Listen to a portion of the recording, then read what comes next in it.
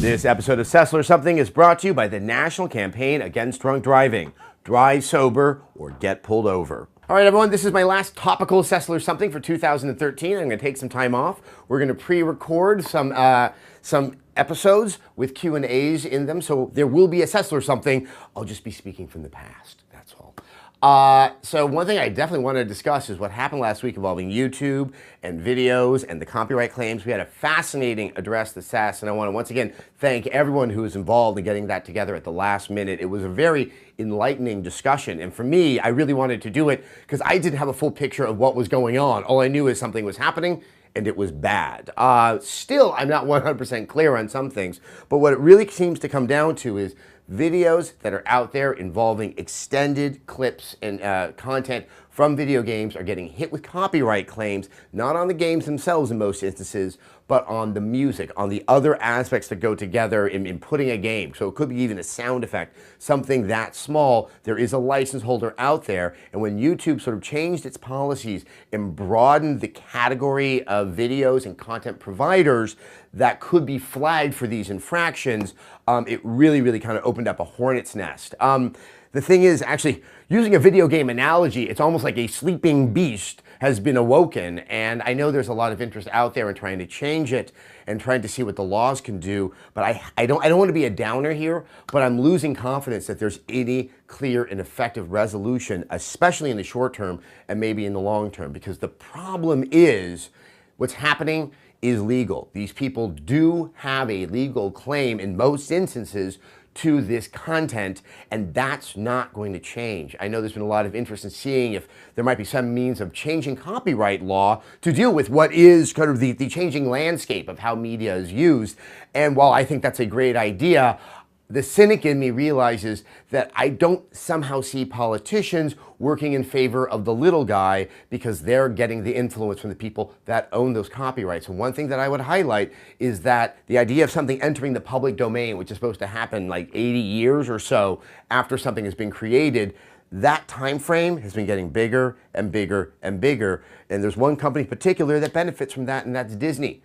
Because as you might know, Mickey Mouse hasn't entered the public domain, but based upon the laws, say, 10 years ago, it should have already happened. It really, unfortunately, stuff like copyright, it does favor the people who own the copyright. Having said that, I don't want to see these videos go away, and maybe there will be some resolution. Maybe Google has some idea up their sleeve. The one other thing that I would compel people to do is let's stop calling these Let's Play videos. I have no problem with the content of people playing a game. That's not the issue I have. It's the term Let's Play. It doesn't sound serious enough. And it sounds like sort of we as a community are saying like, hey, protect our Let's Play videos.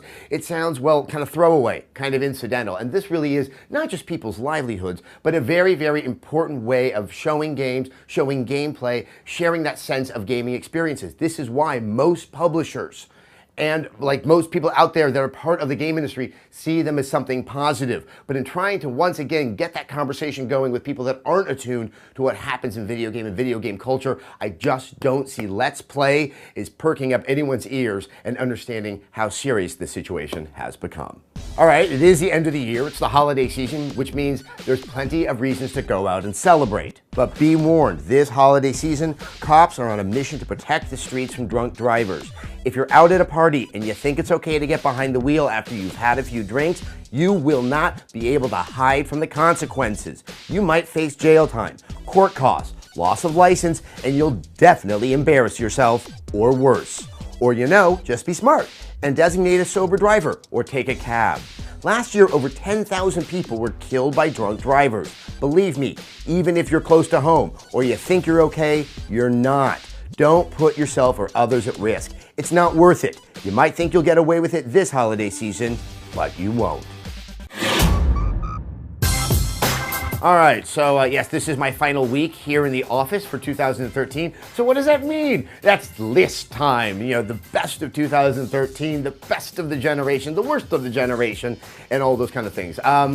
Philosophically, as you know, I'm not a huge fan of scores, and I'm not the biggest fan of lists, but I do like lists.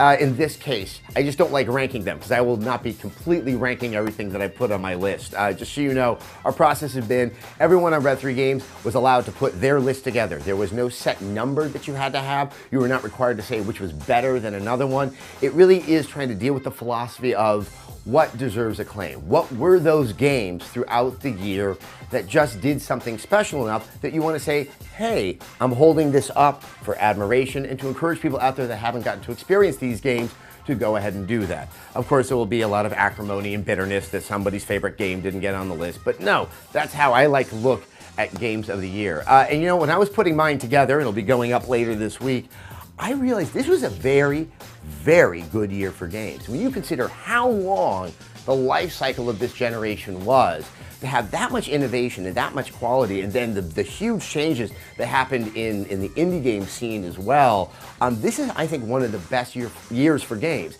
Yes, we had a lot of those cookie cutter games and ones that were just sort of unimpressive sequels that seemed to be retreading the same ground, you know, our Gods of War, our Gears of Wars, our Crises, but put that by the wayside and look at the good ones. It's an amazing variety. The quality of the product is impressive. And then on the indie game scene, you saw something that everyone really admired, putting out what is by far some of the best games of the year. And I think you'll see that reflected on many of our lists. And so at the end of the day, I have to say 2013, for all of its problems, might be one of my favorite years for games ever.